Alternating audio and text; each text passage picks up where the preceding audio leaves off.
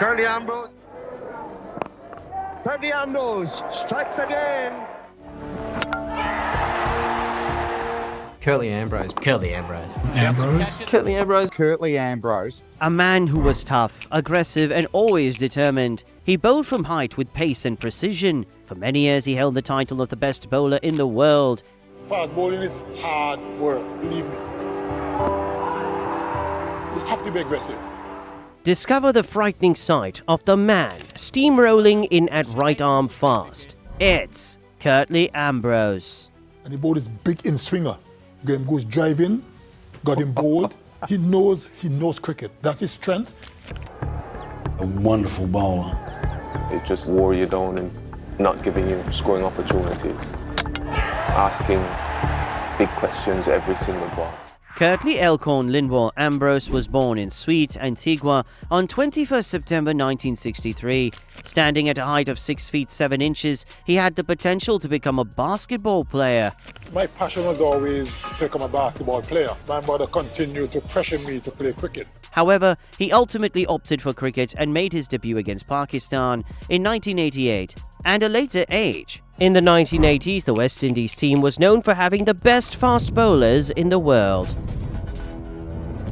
Ambrose continued this tradition, ensuring that the West Indies remained a top-tier cricket team and defeated the top-tier test team such as Australia and England. But what made him so terrifying? Was it his height, speed, or deadly bounce? Discover the 5 reasons why Curtly Ambrose was the bowler every batter feared. For number 1, Ambrose was like a hero when the pressure was highest. He would perform at his best when his team required him the most, as he was capable of capturing numerous wickets in a short amount of time, and thereby assisting his team in securing a victory. And the big appeal, he's got him again! Yes, he's got him! Well... Batters knew that if Ambrose got serious, the game would slip away from them. Just consider the 1992-1993 series against Australia. The West Indies were 1-0 down in the series and needed a response with just 2 games left to play. They scored a below par 252, and Australia now had a chance to turn the game in their favour. David Boone got a welcome introduction with some short stuff to soften the batting order. He had to retire hurt with a blow to the arm. Then the Australian batters started departing one by one as Ambrose wreaked havoc. Out! He's gone for a duck second ball and the West Indies now right in this match. It's 2 for 16. In the air and out. Caught at second slip. Hooper doing the catching there. What a wicket that is for the West Indies. Ambrose has struck again. In the air, and that's another one. He's gone, out caught at slip. Australia really in trouble here. Healy going for the wide one. That one just short of a length. It went flying away, and again Hooper does the work. That's a good catch. It was a quick delivery, and Healy is on his way. War on strike again, 2 slips, and... Oh, that's out. Caught behind. Big nick there. Stephen Waugh has gone as well.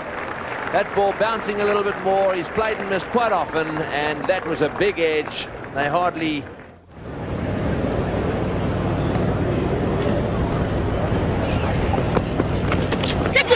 Shout of catch it, and Darryl Hare has given Tim May. I think Tim May feels that it came off his arm. Looks at his arm.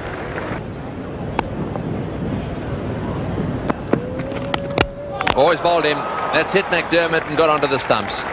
And so very well bowled by Ambrose. Magnificent figures. The Aussies were forced onto the back foot as the Ambrose storm decimated their batting order. They tried to fight back and valiantly dismissed the tourists for just 146 runs. The West Indies resumed their bowling attack with all their might, and they were now under pressure and defending a mere 185 runs. David Boone went for a duck from Ambrose, and Steve Waugh was caught at slip by Arthurton for just 4. And up came the umpire's finger. This is how it happened. Yes, a little bit wider than you'd think that Steve Waugh needed to play at, but it certainly was a good ball. The departure of their dangerous captain, Alan Border, for 1 run left the Australians on 5 for 72. It got worse as Merv Hughes was trapped in front, leaving them on 7 for 74. Moment at 4 for 11, pitching up to Merv Hughes, and that's pretty plumb. So the cricketers say. Wouldn't be too much to be thinking about that. Merviews departs for one. LBW bowled Ambrose. What a performance. Nevertheless, the Australians were determined to secure the victory, and Tim May nearly led them with a heroic rearguard effort. The winning wicket, with just one run to get, was taken by Courtney Walsh in what was the West Indies' most thrilling Test victory away from home. Ambrose was one of the heroes with superb match figures. What more can you ask of Curtly Ambrose? The performance was truly a testament to the ability to perform under pressure. Like what you see so far? Drop us a like and subscribe to support our Cricket Player channel tributes. Now look at the next game. Ambrose and the West Indies were in a special moment due to the one-run victory achieved in the fourth Test at Adelaide. The series was tied 1-1, with the decisive fifth and final match at Perth set up beautifully. Their momentum carried over into the decisive Test match as they decimated the Australian batting lineup with Ambrose bowling an incredible spell. Just look at these wickets of Ambrose. Big appeal there. Yes, he's got a little inside edge. Ward doesn't look too happy about it. Just a little glance. That was a good delivery. Boone had to play at it. It left him just a fraction, lifted. He played it straight enough. And Richie Richardson had to come forward a little, a fraction sideways. Thing from his mind at the moment. And a shout. He's got him first ball. So Ambrose is now on a hat-trick. Edged and straight to Brian Lara. So that's 3 on the trot now for Ian Healy. On its ear. That's hits in the air, could be out. Arthur's running with the ball, he should catch this. He does. Ambrose gets 5. With Damien Martin on this occasion, Damien Martin half driving at the ball, a thick outside edge, carries almost chest height to Phil Simmons at first slip. A great spell of bowling. Joe Angel in his first Test match, driving. Once again, the wicket falls with the bowling from the river end. He bowled one of the finest spells of bowling in Test cricket, taking 7 wickets for just 1 run. The West Indies put up an improved total of 322 runs, but Australia had no answer to the West Indies bowling onslaught. Ambrose took 2 for 54 as the Australians were trounced by a big contribution from Ian Bishop and wickets apiece for Corny Walsh and Anderson Cummings. It was an emphatic victory. The man of the season, for that matter, is none other than West Indian Curtly Ambrose. Ambrose consistently discovered a method to influence the outcome of the game, regardless of whether his team was losing or the game was close. Number 2, the scary bounce. At number 2, Ambrose's balls would bounce high when you least expected it. Imagine the ball you thought was safe suddenly jumps straight towards your head. Well, he's certainly annoyed with himself, but he'd set himself, I think. That's exactly what made Curtly Ambrose petrifying. Remember David Boone, who was welcomed to the crease by Ambrose, forcing him to retire hurt. It's Boone on the arm. That's a very bad one. David Boone's a tough competitor. He could be in a bit of trouble here. Ambrose wasn't just tall. He was a master of surprises. He made the ball bounce in ways batters never expected. In the 1995 Test match against Australia in Perth, Ambrose unleashed bounces that shook the Aussies. One ball to Steve Waugh has become a legendary talking point that led to an uncomfortable verbal exchange between the players. The ball rose so sharply and became dangerously close to Steve Waugh's face, almost knocking him out. Sort of discussion going on there as well, but we haven't seen too many of this sort of delivery. And It was possibly a pivotal moment in a must-win game for the West Indies, who were 1-0 down playing at home to their rivals. The Aussies were pleading with the umpire regarding head-height deliveries. The result was the transmission of shockwaves throughout the Australia dressing room. Ambrose's bounces weren't just balls, they were weapons. There was no stopping Ambrose as he and Corny Walsh ripped through Australia's batting lineup in both innings.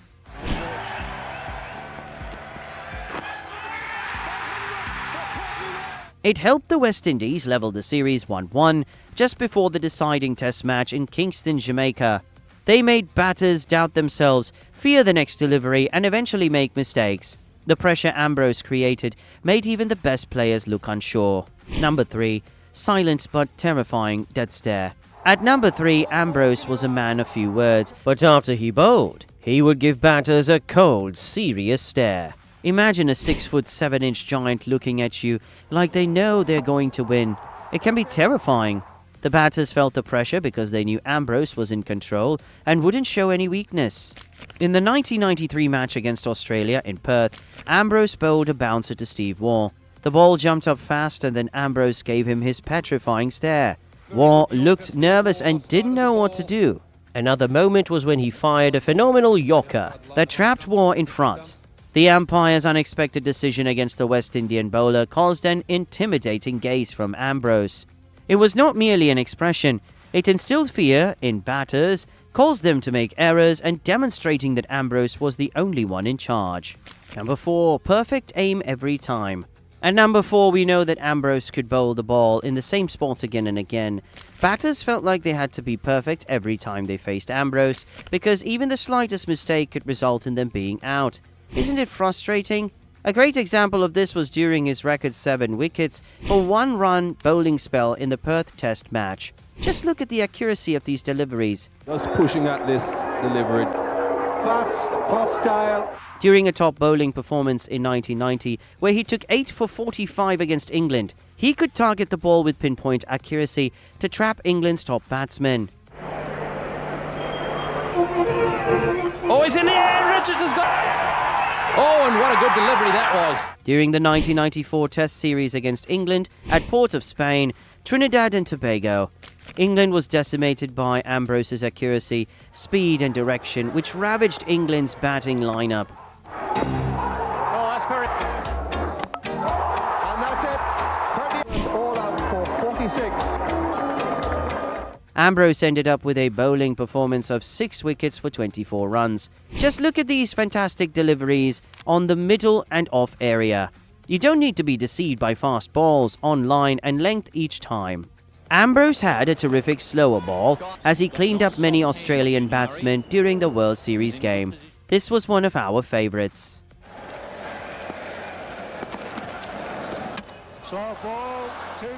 Number 5, his giant height. Ambrose was 6 feet 7 inches tall, like standing next to a giant.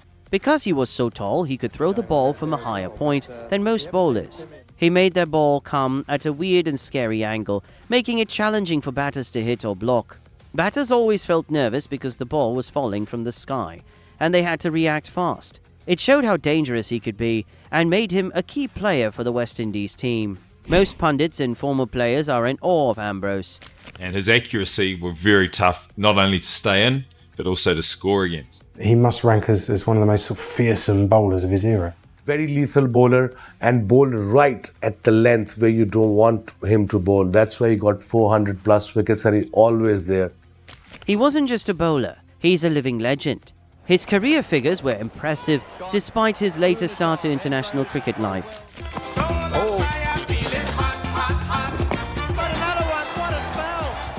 His performance in one-day cricket was also very impressive.